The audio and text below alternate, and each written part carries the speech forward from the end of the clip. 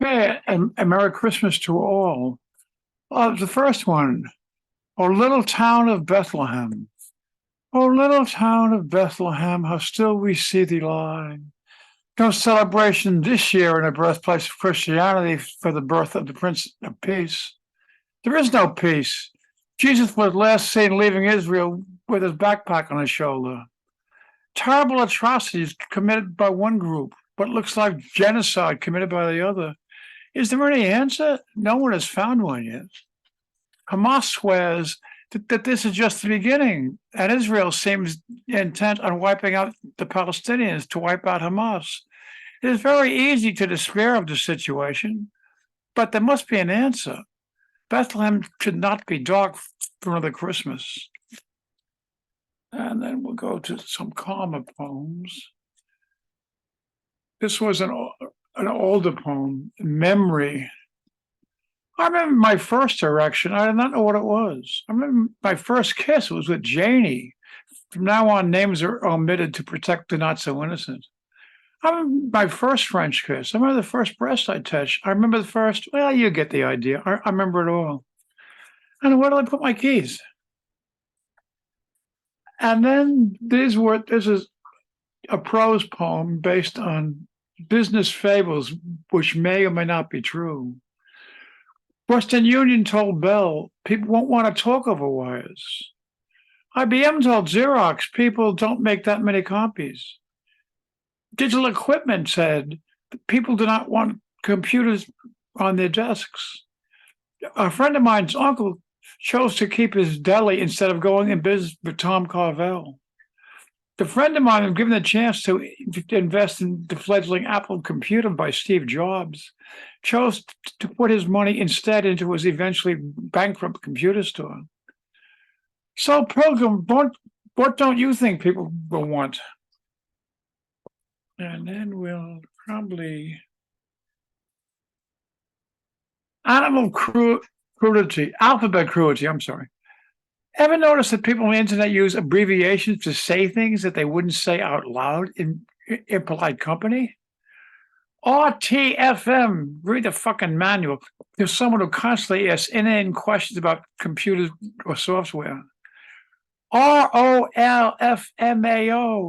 rolling on the floor, laughing my ass off about the joke or funny happening. Less profane than that's Big Brother. ROLMFFAO. OMG, oh my God, is acceptable. OMFG beckons lightning bolts. Maybe the internet allows us to become coarser, but when I see these, I want to reply STFU.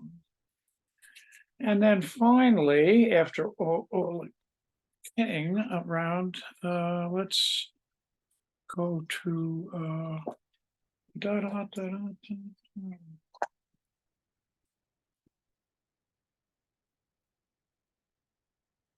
senior benefits.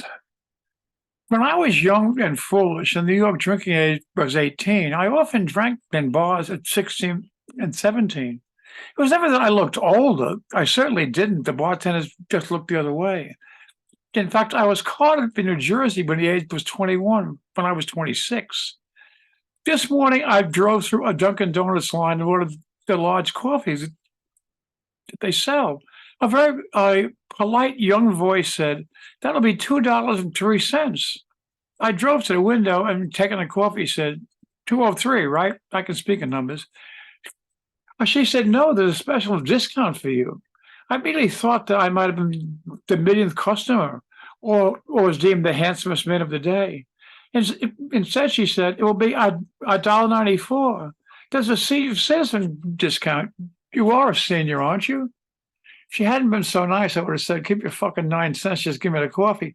Instead, I nodded and gave her $2 to wait for change.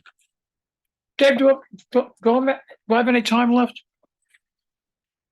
I read last week a poem on Rudy Giuliani's downfall, and it it really the title came from something that a friend of mine said years ago. So I'm going to read it again, and then I'm going to read his poem that I asked him to send me. Rudy the Rock. Rudy the Rock was a close friend referred to me as 9/11.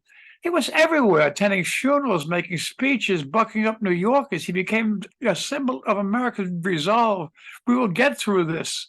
He became America's mayor.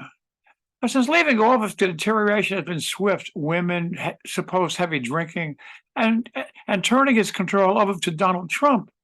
The latter has brought him disbarment, financial ruin, sale of houses, public ridicule with the hair dye drip, and now a judgment of $148 million as he embraced the big lie.